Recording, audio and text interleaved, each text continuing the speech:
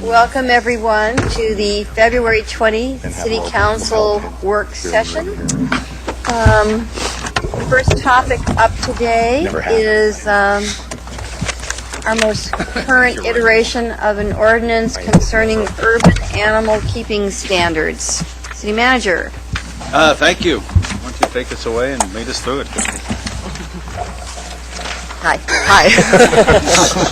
Hello. I'm Christy Brown. I'm with Planning and Development, and we've been talking a few times now. We most recently had a work session, and now we're here to take action on the proposed urban animal keeping standards. I don't know if there's a whole lot to... Do you have anything else to add? Mayor, if the council turns to page 5 of the ordinance, that's where you will find all of the changes. It's your packet, page 11. And you can see the changes with the double underline. On the first line of that page, miniature goats 2 was changed to 3. The sentence beginning, in addition to the above, honeybees 2 was changed to 3.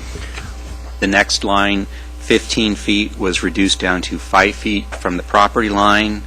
The next line added the language, and the opening of the hive is pointed toward the center of the property.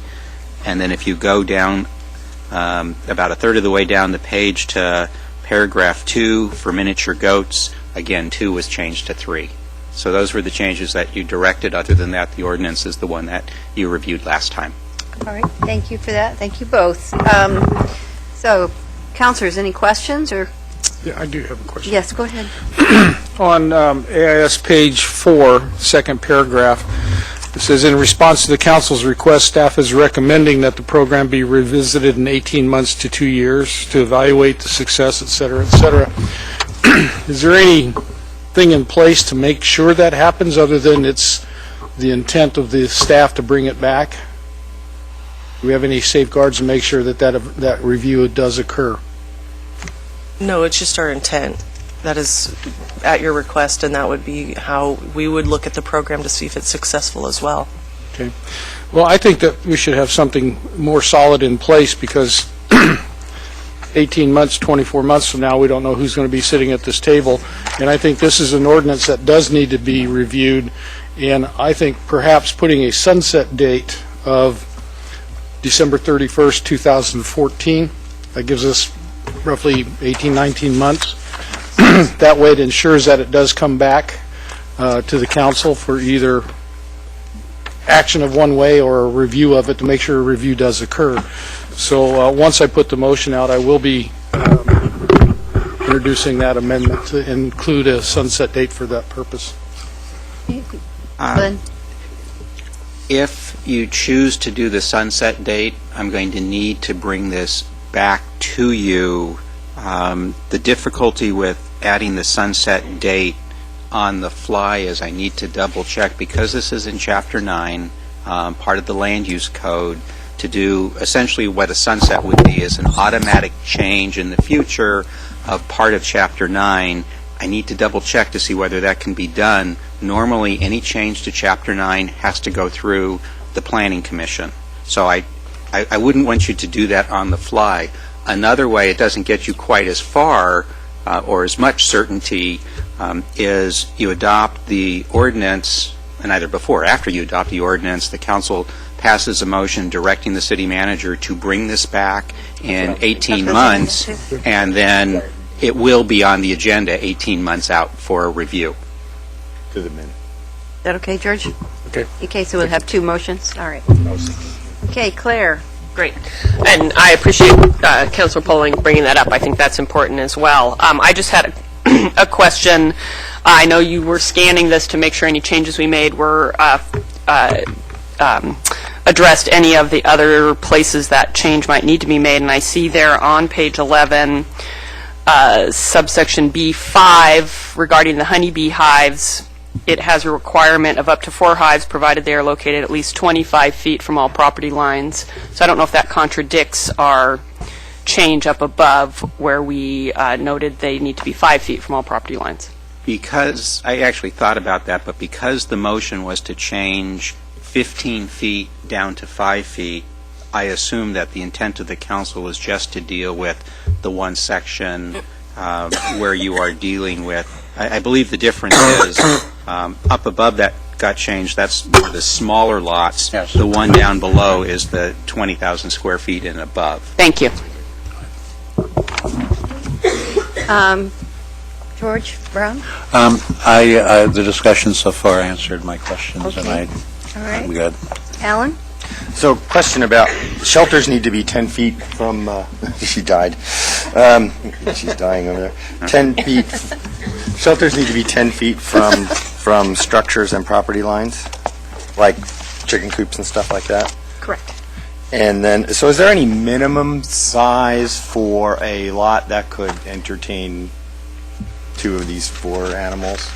So I noticed that there is minimum sizes for chickens and domestic fowl, 1,000 square feet for their area. And those are for lots that are larger than 10. 20,000 square Larger feet. than 20. Right, so that below that is below there? that, there's not a minimum required. So if you have a lot below 20,000 square feet, you're allowed to have, just the 2 categories. Yeah, so if you have a 10 by 10 yard, which some people do, could 10. still have 3 goats and chickens. That is correct based on how it's written. I will point, I think what Christy would be telling you is that, based on the sanitation requirements, the fencing, the setbacks, and all the enclosure requirements, they're still going to have to meet those as well. And so once they set their building back, I think they're going to have some difficulties taking Wouldn't care of fit. it. Right. Right. That would probably be something we want to look at when we come back to this in 18 months. So, Okay.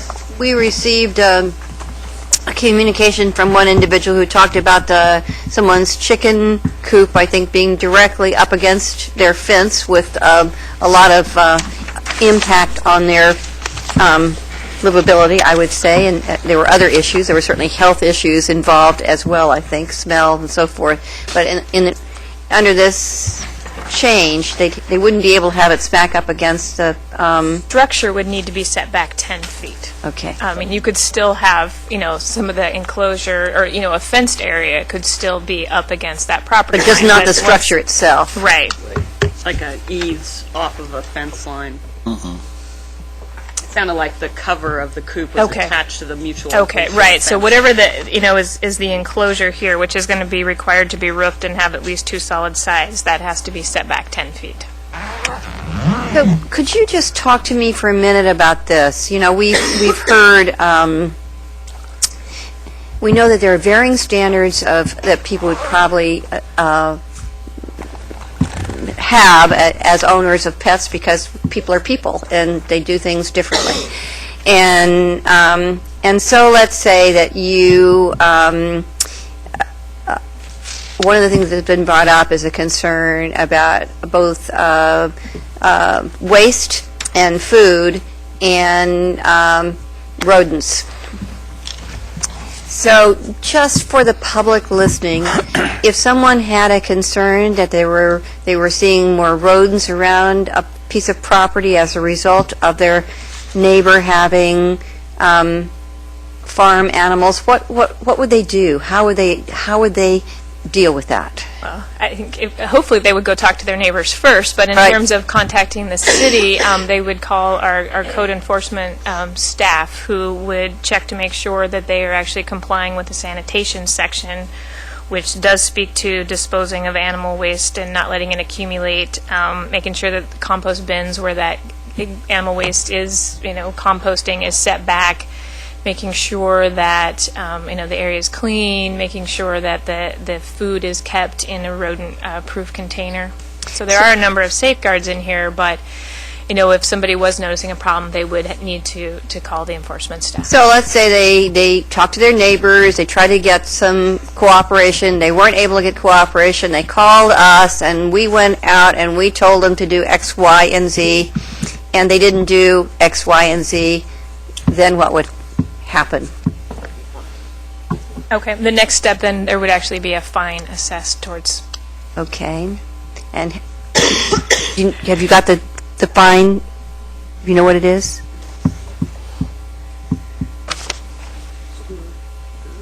Chairs here?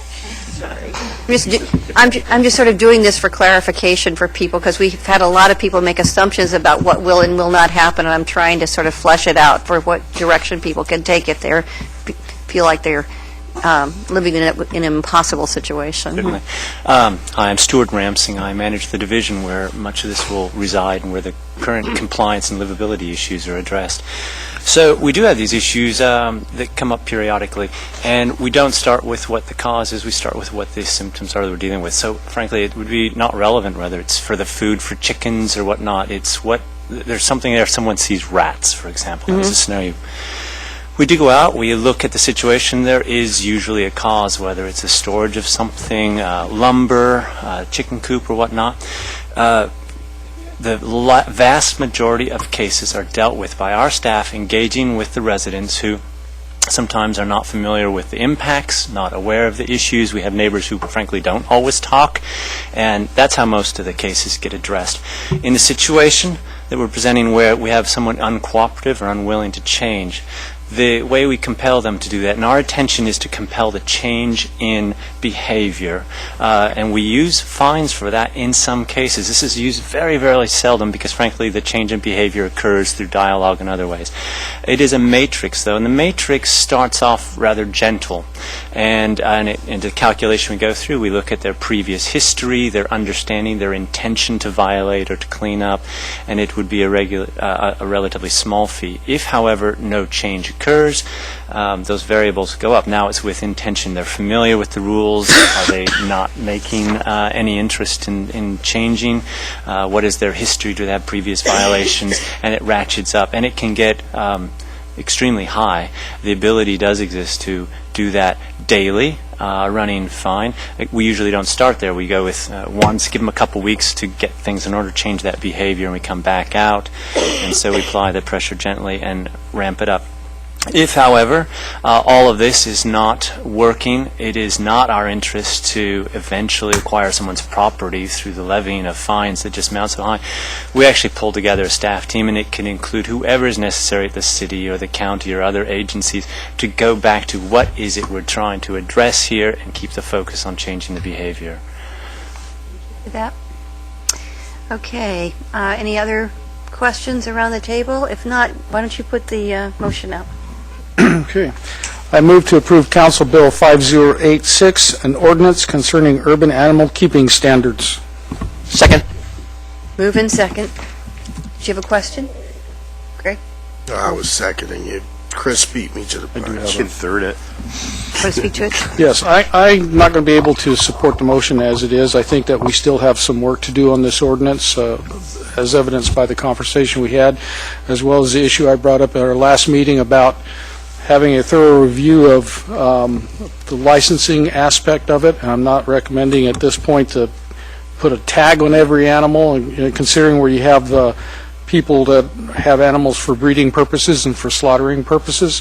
I know that's a little inconsistent with trying to license each individual one, but I think there's enough information through other city ordinances that do require licensing that before we take action on this, that we do need to have that discussion first. Councilor Brown? Well, I will support it as written.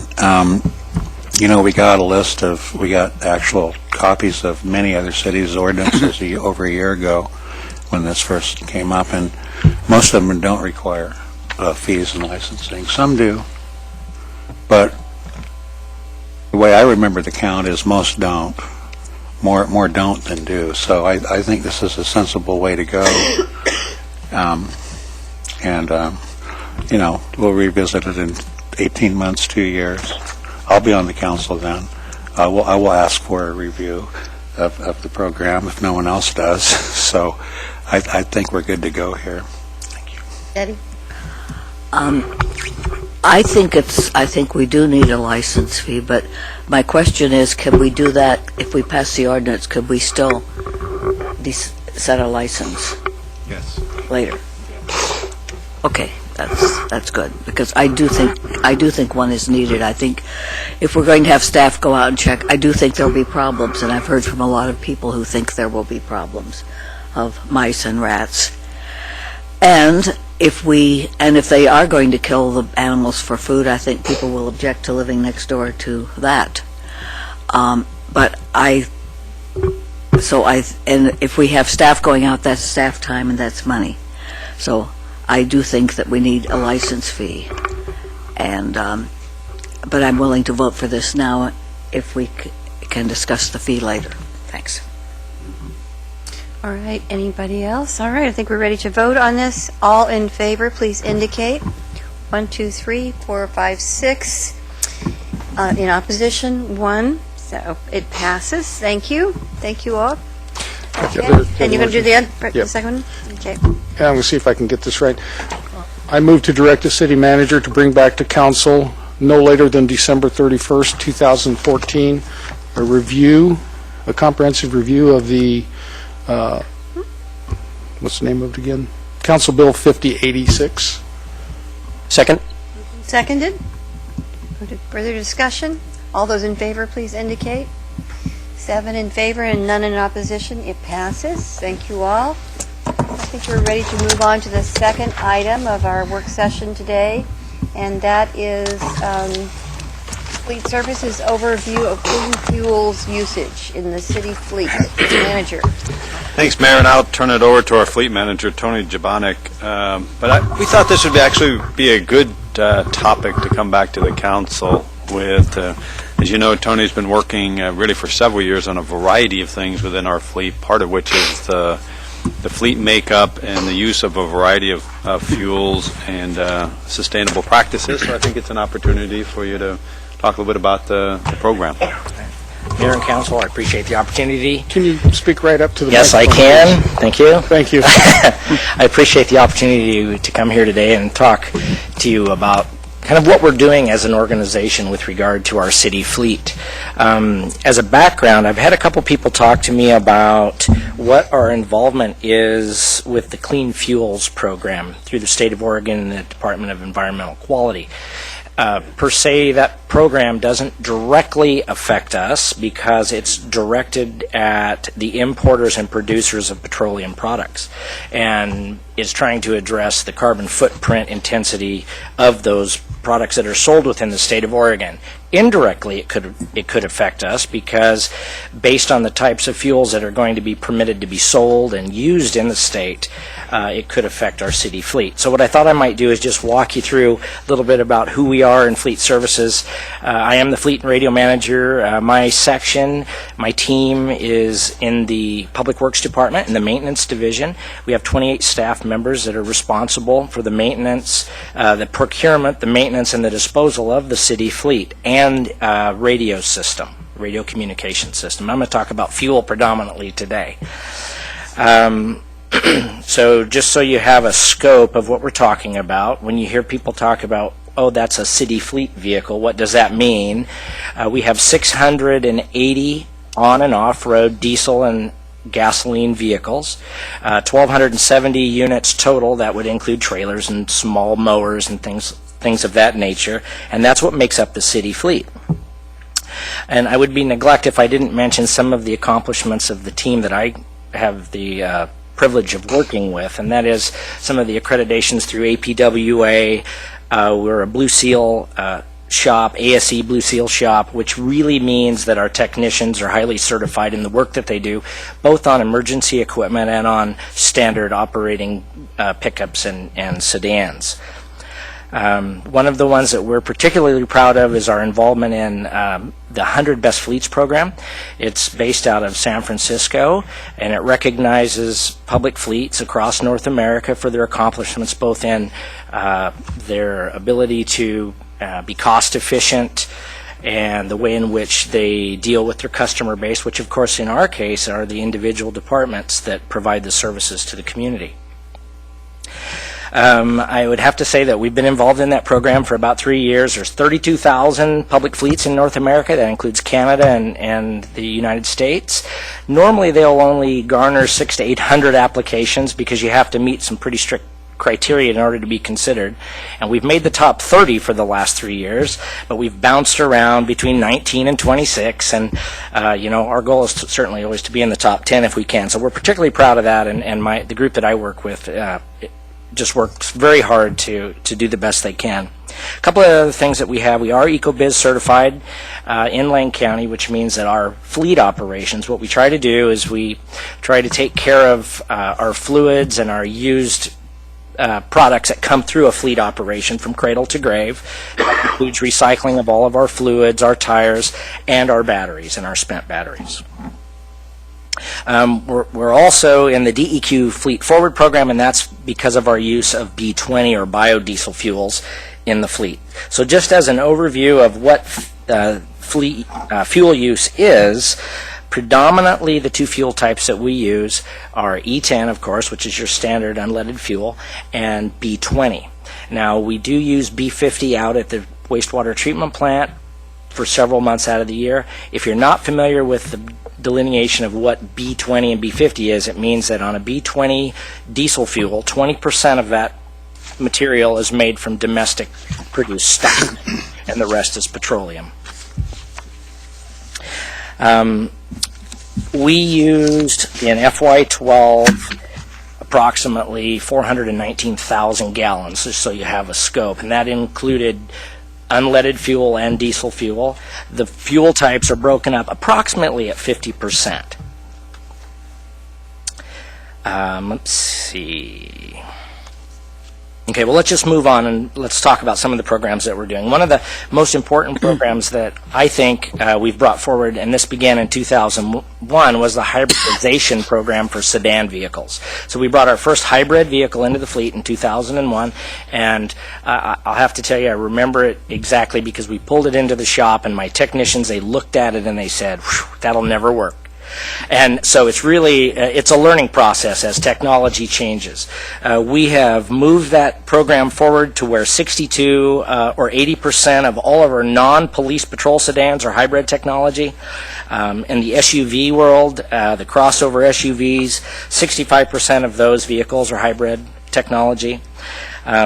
The calculation, if you compared from 2001 to today with the specific vehicles that were replaced with hybrids versus an ICE vehicle, an internal combustion engine vehicle, just a standard gas burner, we've reduced our fuel consumption by approximately 120,000 gallons of gasoline, and we've reduced our carbon footprint by approximately 1,300 tons. Now, when I read in my trade journals and try to understand what exactly that equates to, sometimes when you hear a ton of emission, you're not quite sure what that means. And so to put it into real terms, 1,300 tons is equivalent to an annual greenhouse gas emission from approximately 244 internal combustion vehicles. One of the questions that I'm always asked is, hybrid vehicles cost a little bit more to purchase. Does it make sense? That's one of the components that we do internally in fleets. We look at that return on investment to ensure that it does make operational and cost sense to move forward with those purchases. We've experienced in the hybrid program the payback, if you will, of approximately 7.5 years. We keep our sedans between 10 and 12 years. So taking into account that you're using that much less fuel, and we've actually experienced lower costs of operation and repair on these vehicles, it's really been a good bang for the buck, and we've been able to reduce some of our footprint. So just quickly, a couple of the other, or several of the other programs that we've been involved with. In 2008, as a citywide effort, we adopted a no idling policy for city fleet vehicles to try to address those issues of idle time and fuel use during those time periods. We put together a central motor pool, which basically took departmentally owned vehicles, moved them into a central pool, and then those vehicles are then shared and checked out through a central computer system and used by those individual departments. And by doing that, we were actually able to reduce our sedan footprint. I think there were 4 or 5 vehicles that actually just went out the door. We didn't need them anymore, and it had to do with doing a utilization study at that time. So that's been pretty successful for us. This year, we have on order our first all-propane utility vehicle. For the first time, that type of a conversion, it's really not a conversion, it's coming from the manufacturer, is penciling out, and we've just ordered our first all-electric vehicle as well, and that'll be arriving this summer. And again, as we look at these technologies as time goes on, you can look today and it may not make sense, but in 6 months, as these vehicles reach more of a mass production, they start to make sense for us. Some of the other things we're doing is we're experimenting with idle reduction technologies on vehicles, specifically on police patrol sedans. We're in the process of trying to develop an eco-driving program. An eco-driving program is something that certainly didn't originate here in Eugene, but it's a program that public agencies are starting to develop, which really tries to address the behavioral component of fuel usage. And it includes feather starts on your vehicle and rapid decelerations and so forth. And so we're in the process of putting that together. We continue to look for the higher MPG alternative fuel vehicles as the life cycle and the cost effectiveness makes sense. Different fuel types that consistently look at that we're always taking under consideration are the higher percentage biofuels. Haven't made a decision to move that direction. Right now, B20 is really becoming the standard across the manufacturers in the U.S. About 80% of diesel manufacturers now authorize B20 use. We were out on the forefront early on, and we've been using B20 in our entire diesel fleet since 2003. For emissions, B20 reduces the soot emission from a diesel fuel approximately 15%.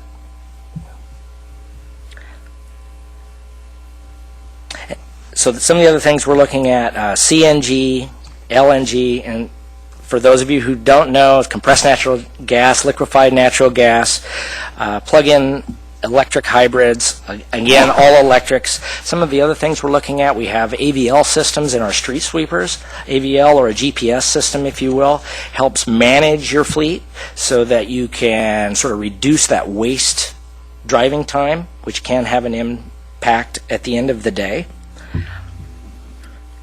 And folks are always asking me about hydrogen fuel cell vehicles.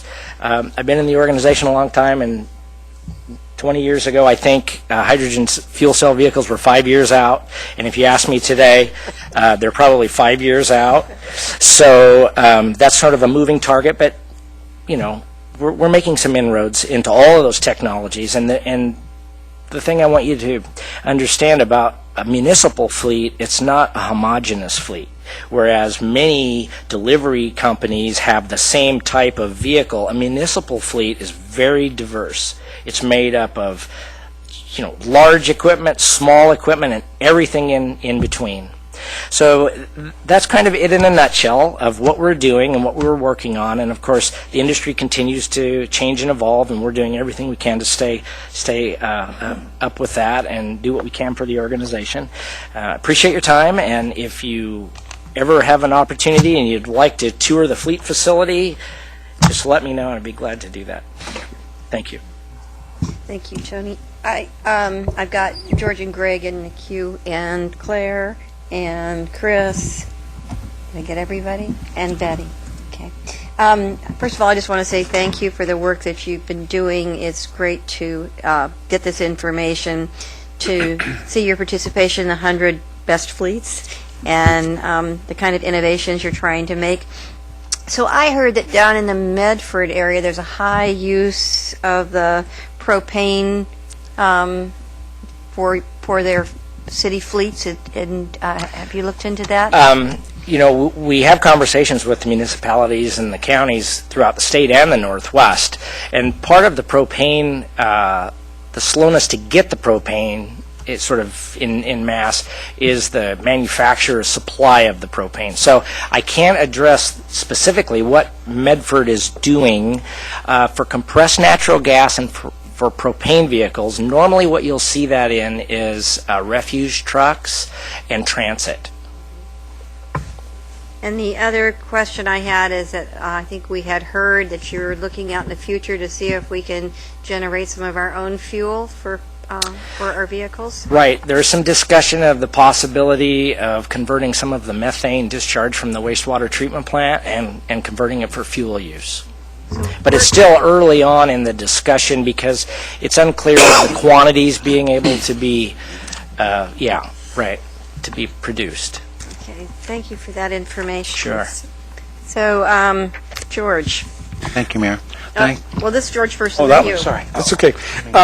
In reference to the propane, with the announcement of the new company going in Goshen, I know the big splash was that they're going to be refurbishing and manufacturing propane tanks, but they're also going to be some distributing of propane. It's going to be a major operation, so perhaps we may have a better choice of where to get and how much propane we can get in the near future. The other question I have may be, Tony, more directed toward Corey than you, but my question is, with the 419,000 gallons of fuel and all the parts and everything else, as well as the diversity of the fleet, have you actually gone out and actively contacted the other cities within Lane County and also the county itself to see if there's money-saving opportunities there by either combining or making one huge purchase as opposed to 3 or 4 other small purchases by all the other municipalities? Right. I can answer part of that unless Kurt wants to. All right. I actually neglected to say that we just very recently signed an IGA with Lane County, Springfield, EWEB for sharing of fleet services based on our areas of expertise. So, it's really just now getting off the ground and we're feeling it out, but we do meet and talk as fleet managers to see, what is it that we're good at that perhaps, we can help you with and in-source some work back and forth. That's great. I really appreciate that you're doing that. And is there some way that maybe in 6 months or a year we can get a kind of an update on how that's working or if it's not working? Sure. Thank you. Okay, the other George. Thanks, Mayor. Thanks for the presentation. Very, very interesting and enlightening. I just had a question.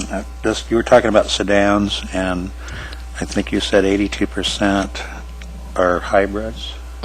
80. Except for the police. 60. Okay. And how much, just roughly, how much do hybrids cost more than a... Well, it varies, and as you know, there are a lot more hybrids on the market today than there were. When we first started the hybrid program, it was about a $3,000 premium. I see. Okay. But again, what our experience has been is that the operation and maintenance cost has been approximately 50% of the vehicles that we used to purchase that were, standard gas burners. And how... Life cycle cost, correct. And roughly how many of the sedans do we have? Roughly? We have, I have to look at my notes, 62 hybrid sedans out of 79. Wow. Okay. Great. Thank you. And then I have Greg, and then Claire, and then Chris, and then Betty. Thanks, Mayor. Great report. I've got about 6 questions I want to get in 3 minutes, so here we go, rapid fire. Age of fleet. How long are you extending? And I understand the diversity of vehicles in the fleet, but in general, how long are you extending the fleet age beyond its normal life cycle? So, for instance, I know LTD's buses usually have a 12-year life cycle, and we've been pushing out vehicles to 18 and sometimes 20 years because, of inability to purchase and, get new vehicles within the fleet. So what are we doing about that? Well, it depends on the class of vehicle that you're talking about, because we do have a lot of different classes of vehicles, so sedans and pickups. Beginning in 2009, we did a comprehensive utilization report, and because of fiscal conditions, we did move vehicles out some 1 and 2 years. But what we do is we have a maintenance program that we use that tracks the ongoing cost of that vehicle. And what it does for us is it flags the time that it tells you, based on these criteria, it's time to remove this vehicle from your fleet. So if we had a sedan, I'll give you an example. So we had pickups that were on a 10-year cycle. They're now on a 12-year cycle. Some of those pickups will not cost-effectively last 12 years. But what you do is you look at them individually. If they reach their lifespan and you haven't spent very much money on it, and this is sort of the ongoing thing that we do normally, we would work with the department and say, can you just move it out a year? And sometimes you can't. Right. Right. So it really is, if I could, I'm sorry. Go ahead. It depends on the class of vehicle, really, on the life cycle. But we have moved the life cycles out predominantly in the last few years, more so than we have in the past. Okay. Second thing, fuel purchasing and storage. I know that you guys are in a consortium in terms of that. Are you part of a consortium, or are you doing solo with that? And then the other deal is drawdown on fuel reserves, particularly when we talk about the volatility of fuel prices, especially in the last month. I know you probably are buying as early as you can and socking away. As a fleet manager, one of the things that is always the most frustrating is that you can't control your fuel cost because it's an externally driven one. We do purchase all of our fuel on the state contract, so we have it at wholesale price, and we buy in bulk. So we have two 10,000-gallon tanks at the Roosevelt facility, which is where our fuel depot is. And it's really about the drawdown is about usage, because you get the biggest break per gallon if you buy the largest amount. So you have to time it out so you're filling those tanks up when they're, almost empty. Yeah. Couple more things.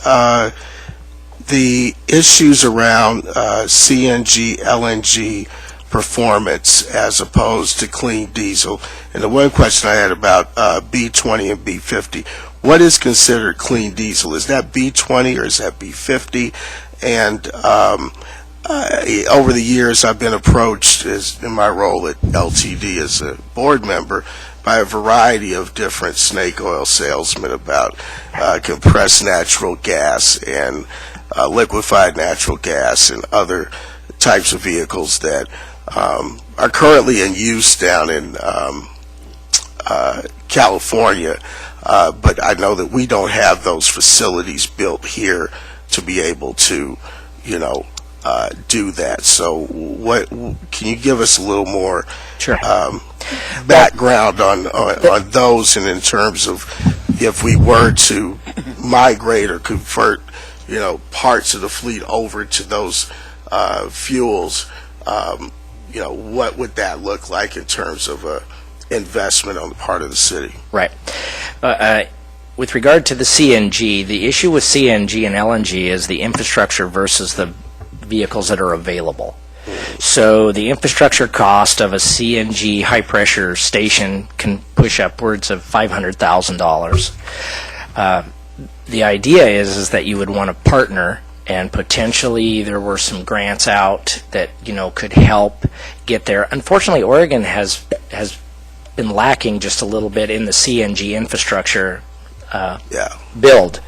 So then the question comes, can how many, do you buy the vehicles first, or do you put the infrastructure in and then work toward that? Because obviously as your fleet aged, you would have to do it gradually to get there. So the problem, and you probably heard, it's the chicken or the egg, and it's the fuel system, the infrastructure versus the ability to have the vehicles for that.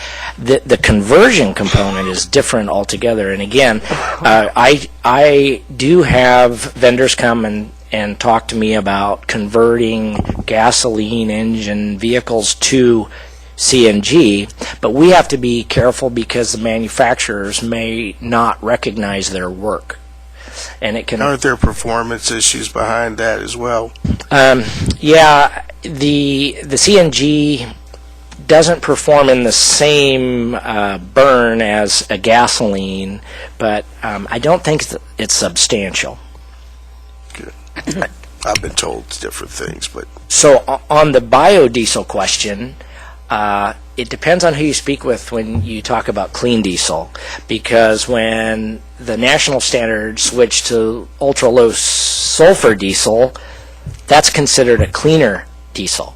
The biodiesel, depending on the percentage that you use, really just affects the domestic versus imported fuel stock, and also the soot amount coming out of the vehicle.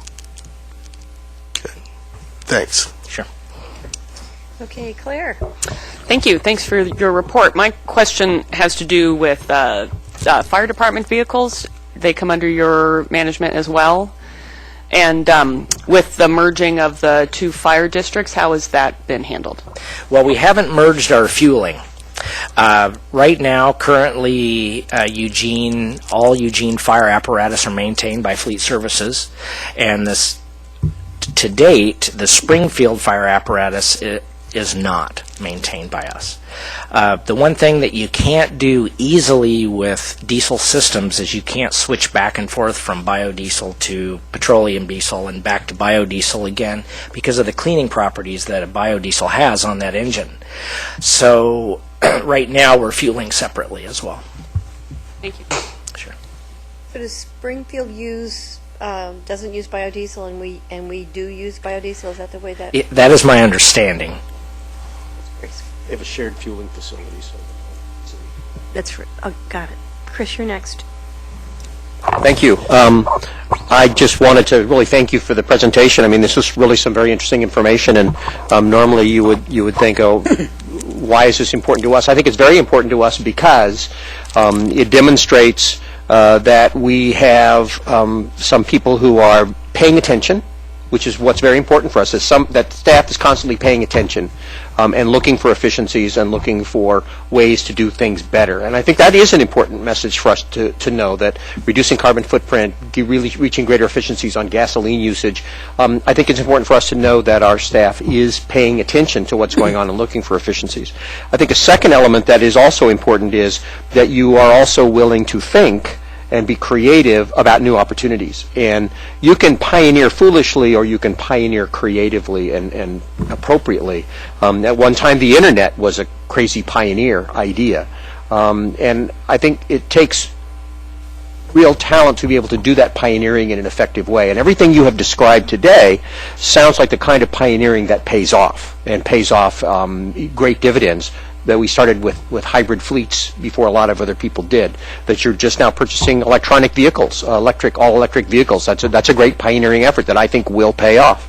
And I think that's an important point for us as the policymakers to understand, is that we can recognize that there's not a lot of people asleep at the switch and aren't paying attention. I think that is really the important message. So I just wanted to share that, and also to say, last year we took a tour of the new Metro vehicles that are used by planning and development.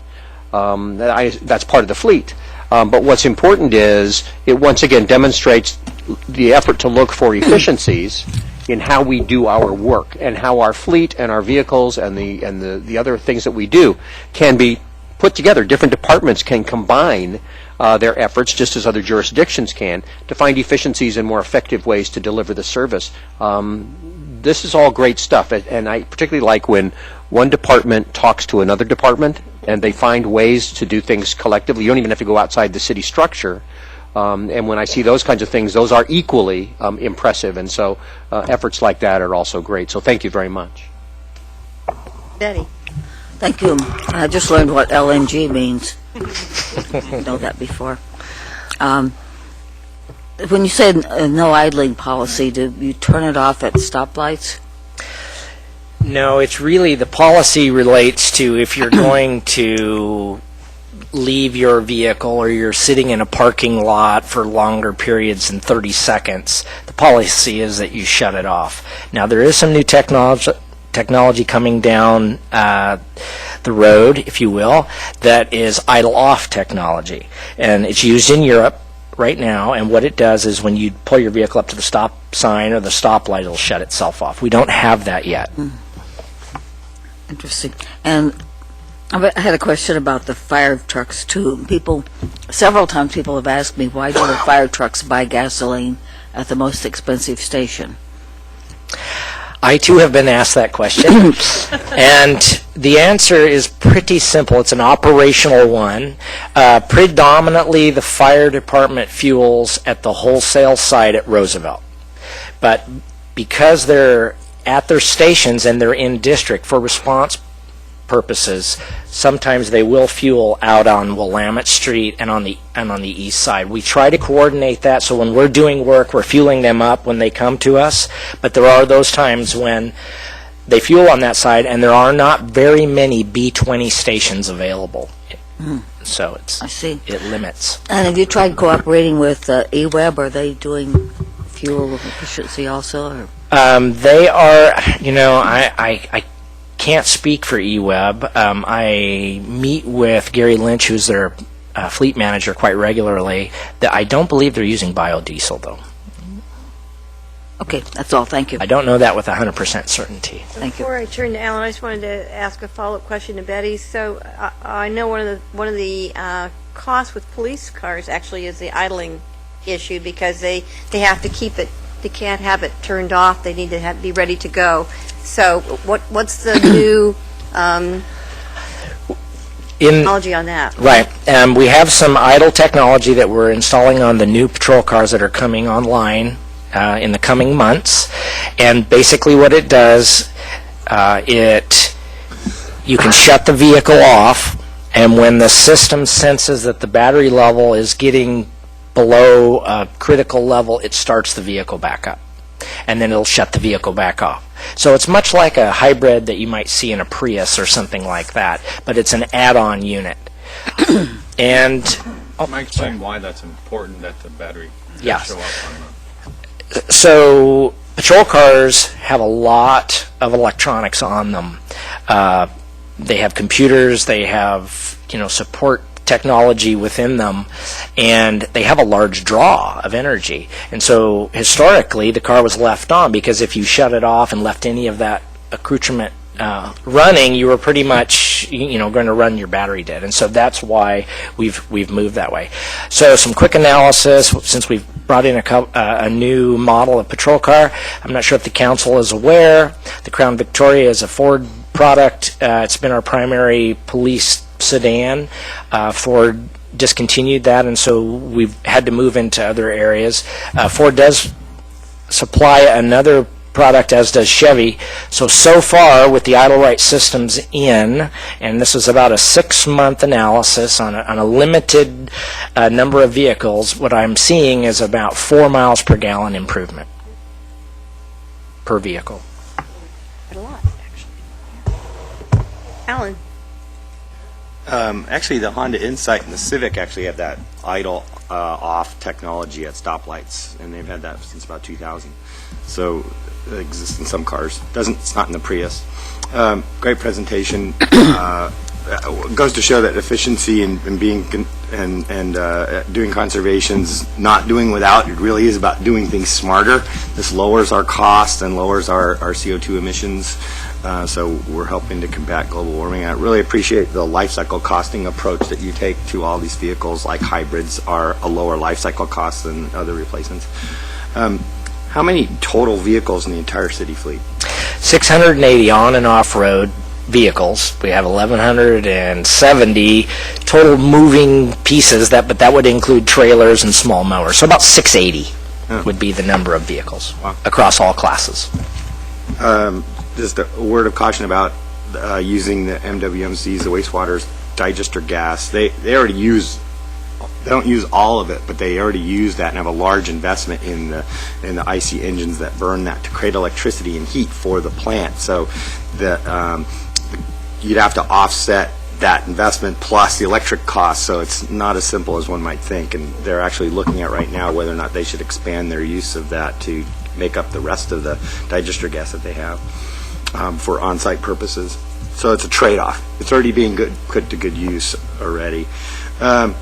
Last night at the Fairmont Neighbor Association, we had a disaster preparedness presentation, and one of the things that they said was, and they learned from, especially communities around that like in the East Coast with Hurricane Sandy and stuff, was that never have your car go below half a tank.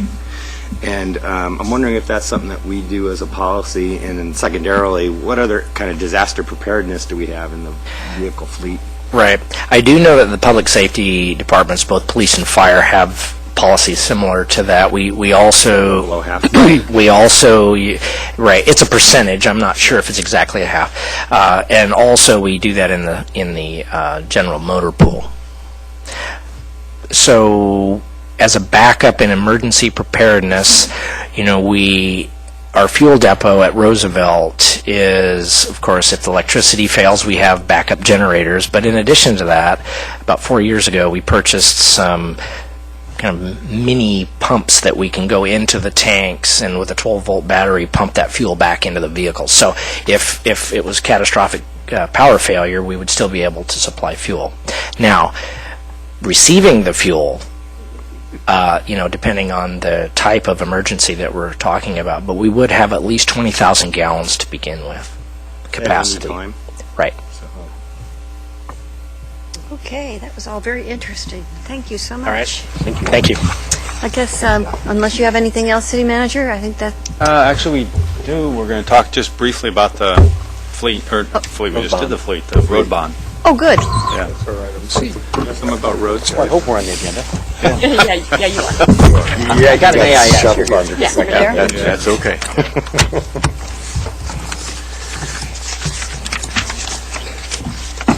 That VW bug idle off, it just never got started again. The idle off and not restart program. I had a car like that. Quit buying Fords. Well, I appreciate the opportunity to be here again. For many of you, this is kind of a rehash of presentations we've been making on this topic for a few years. For others, it's new.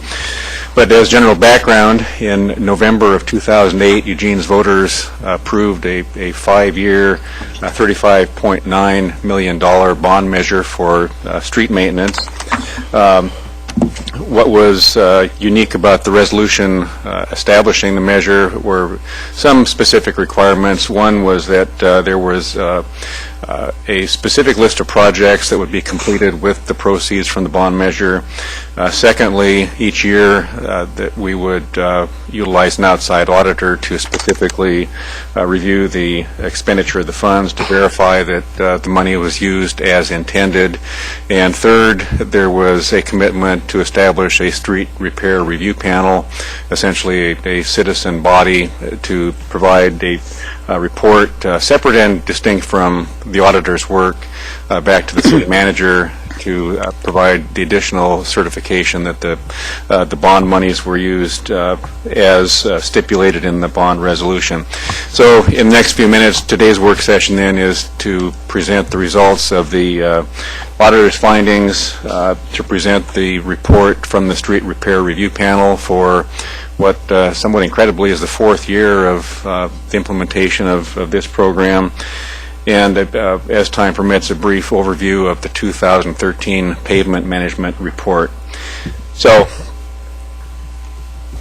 when we're in the midst of these projects, everyone knows where they're at. It seems like a couple of weeks after we're completed, no one remembers where we were. So just as a reminder, the 2012 disruptions were roads like West 24th Avenue, Gillum Road, Good Pasture Island Road, Royal Avenue, Silver Lane, Warren Street, the West Bank Bike and Pedestrian Path, and others. All of those are described in much greater detail in the Street Repair Review Panel's report that's in your packet.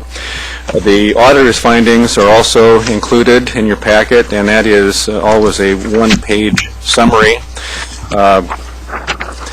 We contract with Eisler CPA, and the notable comments within their letter are that of the roughly $7.5 million of general ledger expenditures in the most recent construction season, that about half that was tested for expenditures, and we note that, in quotes, no exceptions were noted, end quote, and the other quote, that based upon our limited testing, we noted the city followed the purpose and limitation of City Council Resolution 4953.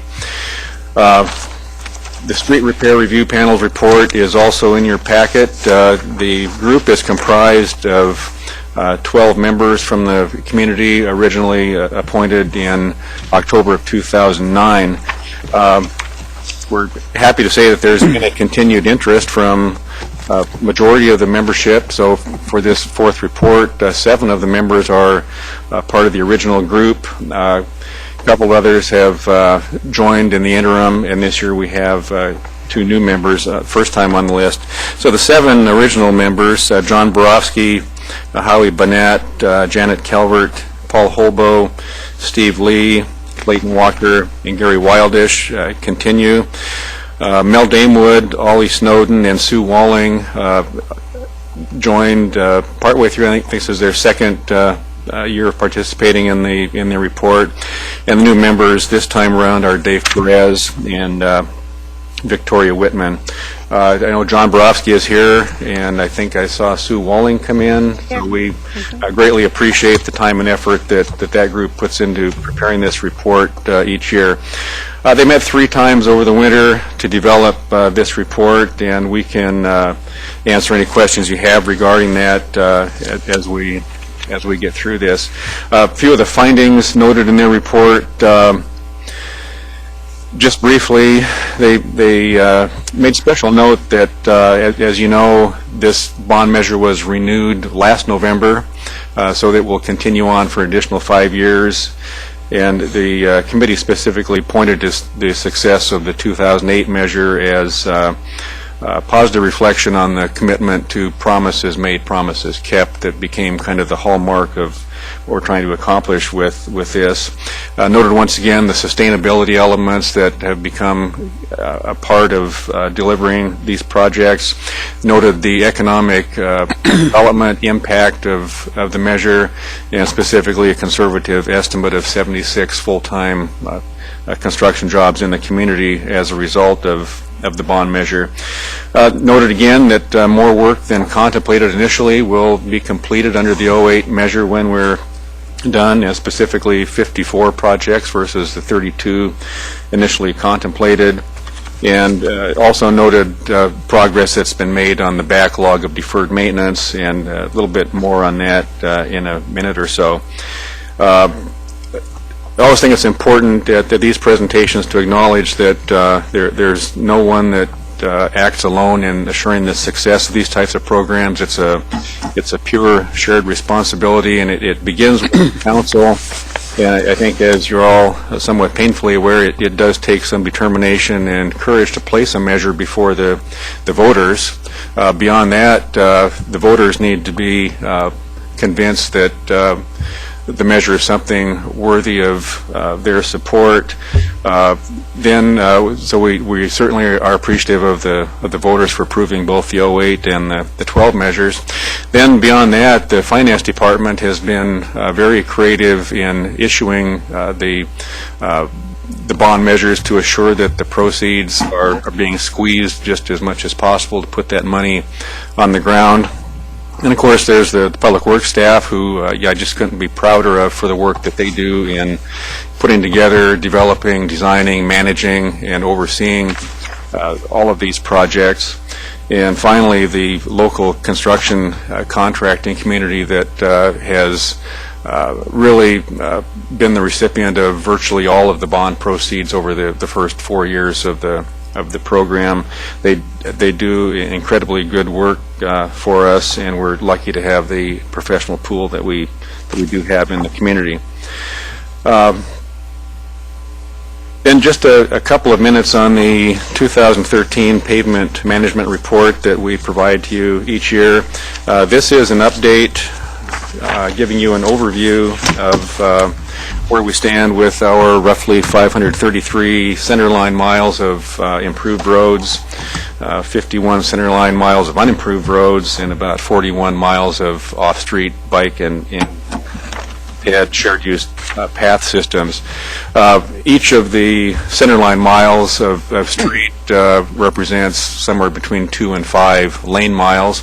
So statistically, I can tell you that in the past 10 years, we've preserved 400 lane miles of the local street network, with another 23 lane miles projected for some work in the 2013 construction season.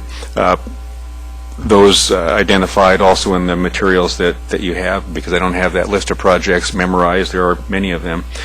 The backlog of deferred maintenance that some of you are very much aware of had reached nearly $200 million a few years ago. A year ago, when we delivered the report, the backlog had been reduced to $118 million. And our maintenance director, Jeff Langston, I know is really pushing on the staff to get to the right number this year, but we couldn't quite get it under $100 million. So as of this report, it stands at $100 million.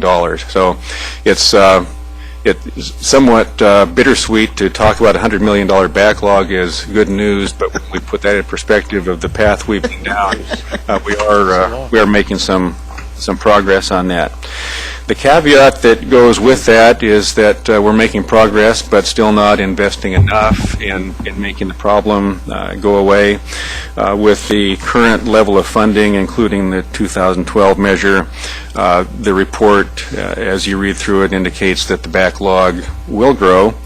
I think the emerging issues are that the arterial collector backlog has been brought down, while we're seeing the residential backlog begin to emerge as an increasing liability. Last year we indicated that about $18 million a year would be necessary to fully arrest this. Now that number is about $19 million per year. Generally good news. We're pleased with where it's headed. We just, I think we need to keep fresh in your minds that it's not sufficient to make this completely go away, but we are making reasonable progress on it. So with that, we'll try to answer any questions, and we have staff here if there are things you throw my way that I can't. Well, as you say, we still got enough of I've got George and I've got Alan. We got enough of a backlog still there that we can't be fully relaxed here, but it certainly is a vast and huge improvement from where we were and the story we kept telling over and over again in the past, so that feels good. It also feels good that you're making a lot of progress on the bike and ped plan. That seems very significant for us as well. So I just want to express our appreciation, and of course my continued appreciation for your work on the sustainability issue, and the reuse and all of those kinds of things are really important and help move us forward as a community. So thank you for that, and for the fleet stuff that we just heard before this as well. Okay, I've got George, and then Alan, then Chris. Thanks, Mayor. Thank you for the report. It's always nice to get an update. I'm looking here on, I just have a question though, on the, the planned, the next 5 years and the various construction years, and I'm kind of looking at the proposed treatment column, and I'd just like to go over again what the others, there's two choices, there's reconstruct and overlay.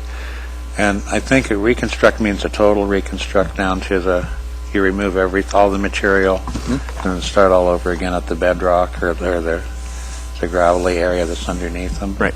And then the overlay is kind of basic patching. Is that kind of like doing a little grinding of the asphalt and then adding a new layer, or? That's essentially the difference, yes.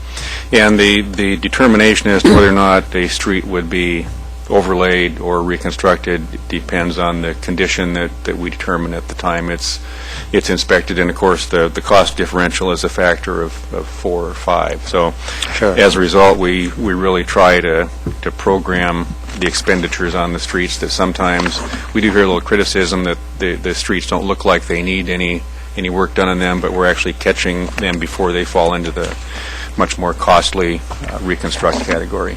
Yeah, I think that's wise strategy, save money in the long run that way. Have there been times when you thought that, okay, we're going to do a total reconstruct on this street, and then the work starts and you find, oh gosh, maybe we don't need to, maybe we could just do an overlay? Have there ever been any times when you've kind of changed strategy once you start the actual work? Yeah, probably not once the work has started, but there are on a number of occasions streets that we had, based upon the rating and inventory information that we had presumed they were in the reconstruct category.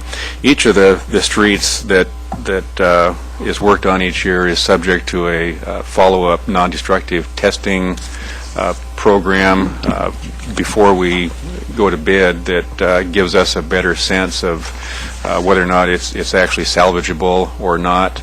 I recall early in the program, East 30th was one that we had presumed was going to be a reconstruct, and based upon the follow-up testing, we were able to overlay it and save it before we got to that.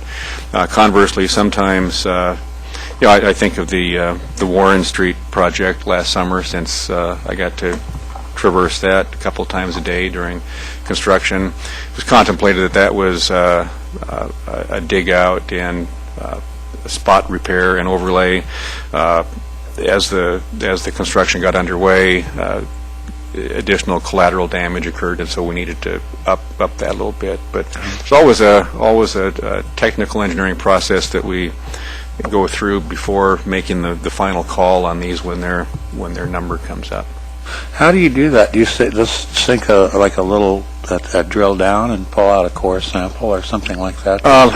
One of the common methods, and I getting out of my range of expertise here, but there are deflectometers that are essentially traveling, I won't say sonar devices, but they measure the resistance. And the pulse down, and then they measure the returning. Based upon the reading, you are able to then get an indication of whether or not the foundation is sound enough to sustain an overlay, or if it's just too weak and needs to be replaced. Yeah, those are pretty good gizmos. They use those in oil exploration quite a bit lately. I've seen some of those crews out and about.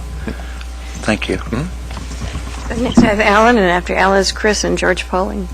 Yeah, one of the things I really liked about this report was the before and after pictures. They're just so dramatic that you can see these roads that are just trashed, and then afterwards they're just this nice, beautiful, smooth surface.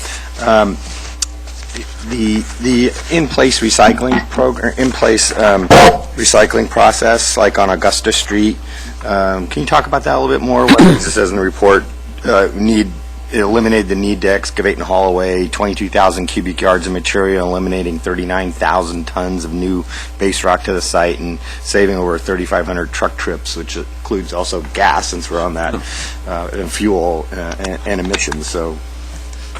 Yeah, sure. Just briefly, that's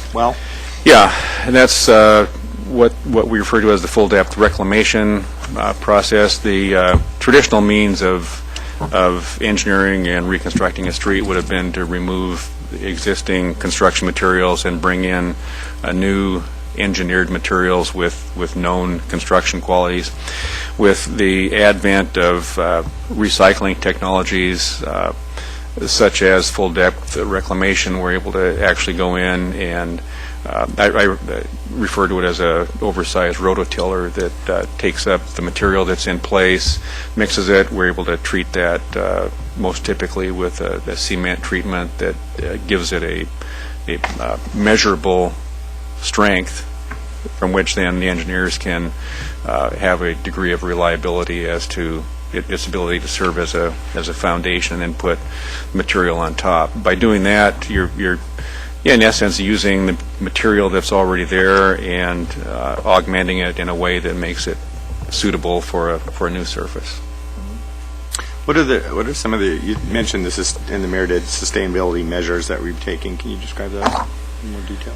Within this program, the one we just talked about is probably one of the keys where instead of using a new natural resource for construction, we reuse what's in place, and the the process itself, obviously, is less equipment and less time and less fuel intensive to mix up and reuse what we have versus hauling away and hauling in new. One of the other important technologies is the use of warm mix asphalt that we've talked about a little bit in the past, but just briefly, that's a method of placing and compacting hot mix asphalt at a lower temperature that research has shown that we can get a greater level of compaction at a lower temperature with lower oil content that results in fewer smoke emissions from the process, and ultimately a cheaper product in the end based upon the lesser resources. Warm mix has become kind of standard among the at least the local and increasingly regional contractor industry. You mentioned that we also part of this, we dedicated a portion of the bond funds, and again, we did the same thing in the 12 bonds to do bike and ped paths. Can you go over what we've done with that?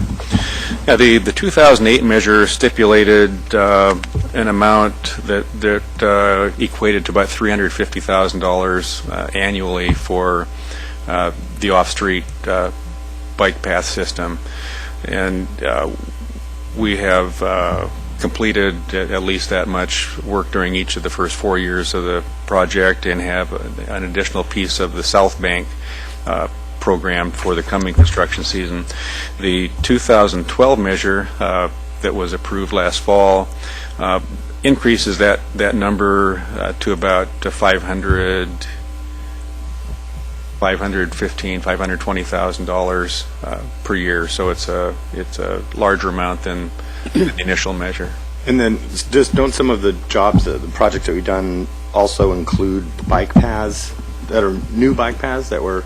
Do we have some of those as well? So we've got extra bike paths because of the bond funds. With the new measure, that becomes a possibility because the language itself does not limit itself to preservation of that particular piece of it. So there is more flexibility in the new measure. So in the first 5 years, we didn't add any bike lanes on roads? We just did redos? The $350,000 component of the 08 measure was specifically for the off-street portion of it. Yes, there was certainly a significant amount of on-street, on right-of-way work in terms of striping or rehabilitating the on-street bike path system, yes. Do we add to that because of that? Or did you just replace it and restripe it, what was existing? I think there were some times that we restriped streets so that it added bike lanes to it. Yeah, and for those that couldn't hear, Jennifer Willer, our project manager on this, if we overlay a street that isn't currently striped for bike lanes, there would be numerous instances where the striping accompanying these projects would include that. Yeah.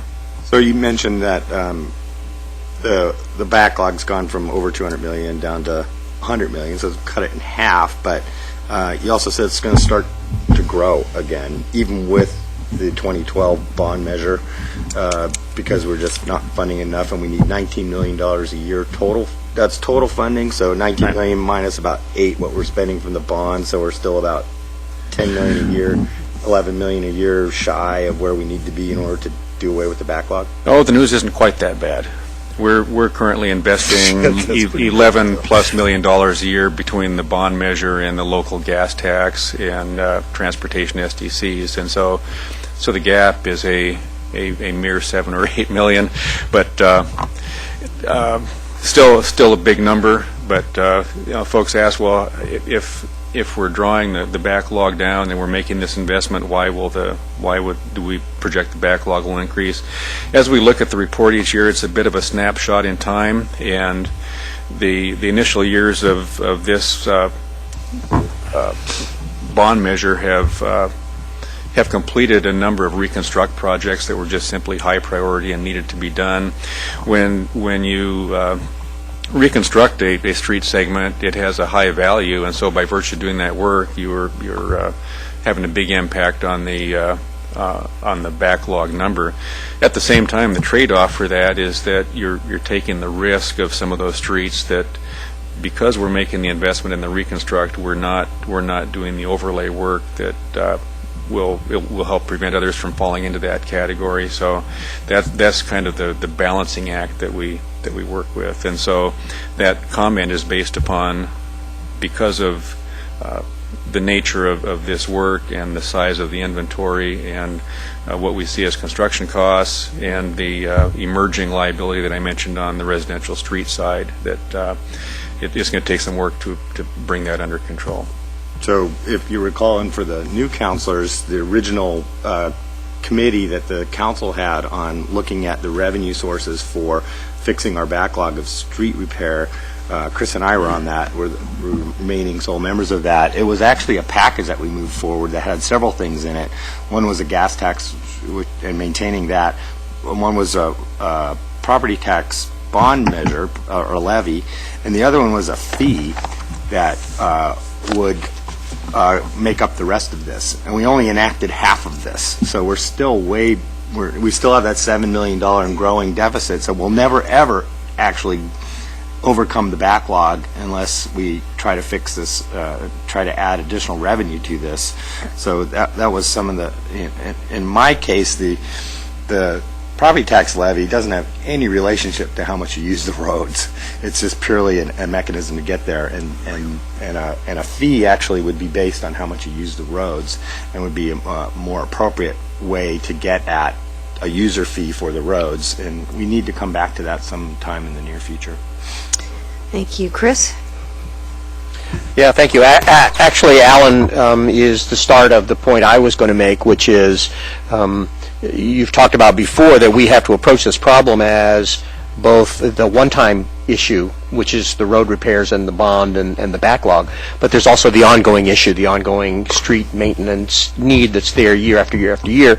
And in terms of approaching the funding for those, we have to look at the bond, which has been very appropriately spent, but it's been spent on what have essentially been the backlog of one-time projects that you do them, they're great, but now we're still confronted with the ongoing year after year maintenance costs, and that's what Alan's referring to. And that this bond measure is great for reducing the backlog, and I'm incredibly impressed at how we have completely turned that around. And it has addressed that backlog in a very, very effective way, but it has only just barely touched this ongoing year after year preservation. Let's make sure we keep from sliding again. And we've not really come up with the ideal solution for that. And yeah, the subcommittee that met did have a number of recommendations, only some of which have actually been able to be implemented, but the problem still remains, and we do have to continue the conversation around that. But I think, just as I said with Tony in the presentation, one part of this entire mix that impresses me is, once again, through use of creativity and paying attention and efficiency, we've been able to actually impose a multiplier effect on the dollars that we've already spent. We passed a bond for $35.9 million, and I'm seeing a lot more efficiency, effectiveness, and outcome than just $35.9 million. Some of the mechanisms that have been put in place, some of the projects that have been done have demonstrated not just a degree of efficiency with the money, but an incredible degree of creativity with how we've done this work. And I think people have seen it. You can drive anywhere in Eugene, and you will see the result of that creativity. That, I think, is one of the most important things we can give to you, is the ability to take the risk, be creative, try pioneering things in a thoughtful way, and deliver a lot more to not only us, but to the people in Eugene than they ever could have gotten otherwise. And so that's a double compliment, that we've not only spent their money wisely, but we've also gotten a real maximum creativity and effectiveness out of it. But it doesn't really address the issue that we have an ongoing funding issue that will somehow have to be addressed. And one-time money, as attractive and tempting as it is, one-time money is not going to be your long-term solution to these kind of problems. And you just have to keep remembering that, as you've told us many times. Yeah, Kurt, thanks for the presentation, and also I appreciate the fact that you've posted the management report and the panel report on the website, because there's some real good information in there, and like Alan brought up, the before and after pictures of some of the projects is pretty self-telling of the improvements. And in the management report, I particularly like the pictures and descriptions of the different type of road damage and the explanation of what that damage really shows. And, there's still a little bit of a semi-technical explanation on how it's determined what streets are repaired first. And I still get the question of, well, why are they doing street X when it's got a few cracks here and there, and this other street's got big gouges and big ruts in it? So, I think that's going to help explain to the people a little bit more. And I also want to thank you, Kurt. This is the first presentation that I've sat through that you didn't start out with the three-legged stool explanation. They were waiting. Take a long time to get trained, Greg. Thanks again, Kurt. I think this is an excellent report. And I want to thank you for specifically the folks in my ward and the resurfacing of Taney and Terry, which is heavily used now, as well as Royal Avenue in that small section over there by Highway 99. But a couple of issues that are raised for me is because of the increase in residential development in my ward, particularly going out west, and the new streets that we have acquired over the last 10 years. And the issue that I'm trying to get to is preventive maintenance along with the street preservation program that will address the issues that are brought in by adding more street inventory that needs to be maintained into the portfolio, as well as your strategies for dealing with the resulting shifts in travel patterns that have occurred because we've added more residential housing on the west side of the ward and going out toward Greenhill. Terry was not nearly as used as much when I first moved over there 13 years ago as it is now. People are avoiding Barger like the plague, don't want to get on Beltline. It's just we're having some, as you already know, some real severe congestion issues over there. And my concern is how do we address not only the backlog, but the maintenance and the preventive maintenance of some of the streets that we now have constructed and we'll have to deal with down the road. Yeah, it's actually the question we've been wrestling with for quite a number of years. I think the best way I can answer it for today is looking at the issue from a number of different angles over the years. Several years ago, the Budget Committee and the Council authorized some nominal general fund expenditures through the road fund for what we termed the enhanced pothole program that allowed us to do some maintenance overlays, kind of short-term but high visibility work that helps hold some of the worst streets together. And we continue that at a fairly nominal amount of about $200,000 a year for the many miles of roads that we have each year. But the offshoot of that that I think Jeff Langston could tell you is that in advance of that program, we might be responding to some of the same potholes a half a dozen times during the course of a winter, and probably in terms of count in the thousands of potholes that we would respond to each year. With the advent of that program, I would suspect we're down more in the hundreds that we are responding to, and not nearly as significant a number that are multiple repeat trips during the course of the year. So by virtue of not having to spend the resource in that manner, it helps stretch a little bit to the inventory that comes in. Longer term, though, it is an issue that is a tenuous one, and it would certainly be good to be able to invest more than we're able to put into the unimproved street system each year to help hold that together. But I think we're kind of at the balancing point where we are really needing to do what we can with the resources here. I don't see a new pot of gold on the horizon for doing that. Betty?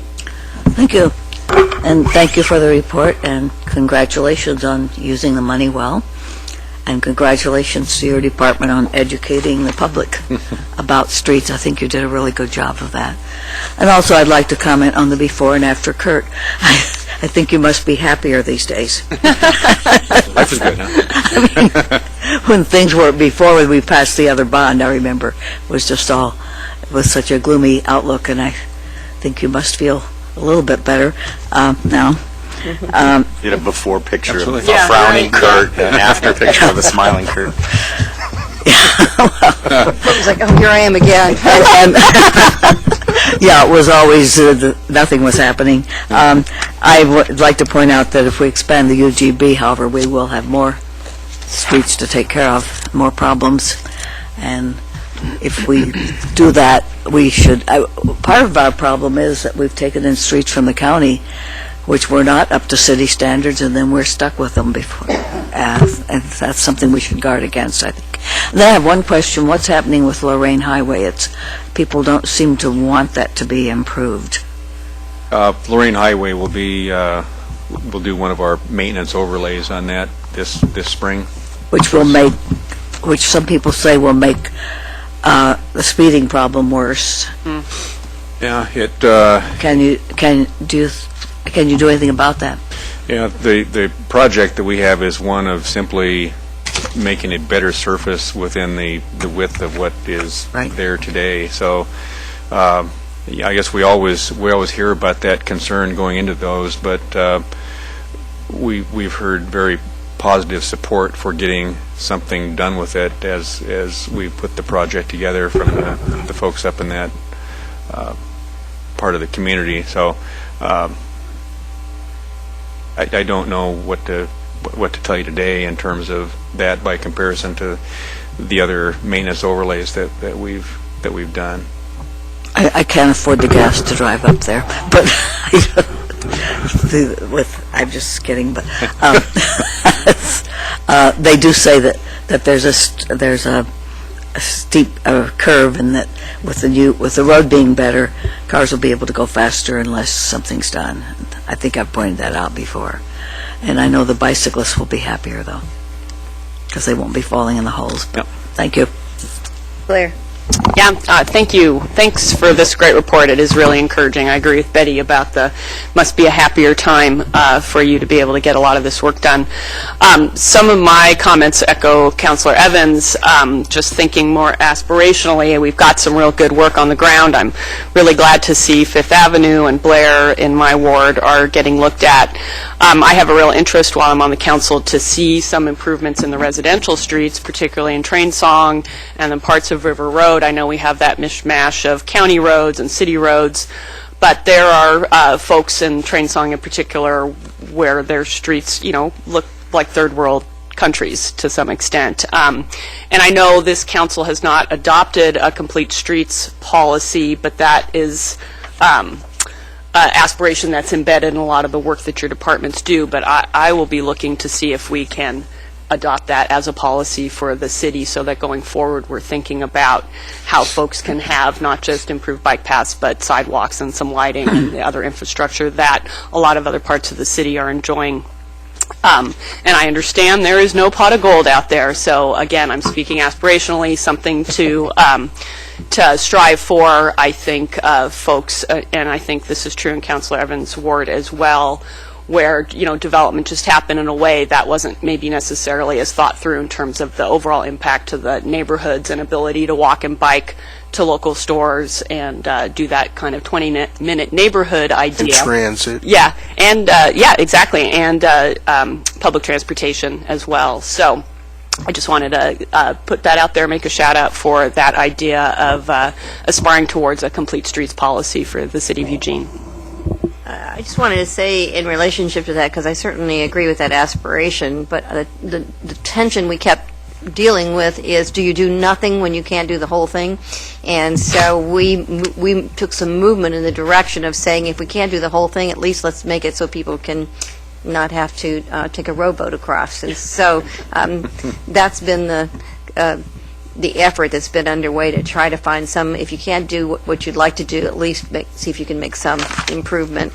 I just wanted to make a note of the congestion issue that it does. See, if Eugene was in the paper yesterday or today, I can't remember. Yesterday, as being one of the least congested cities of our size in the country, so you should take some kudos for that as well.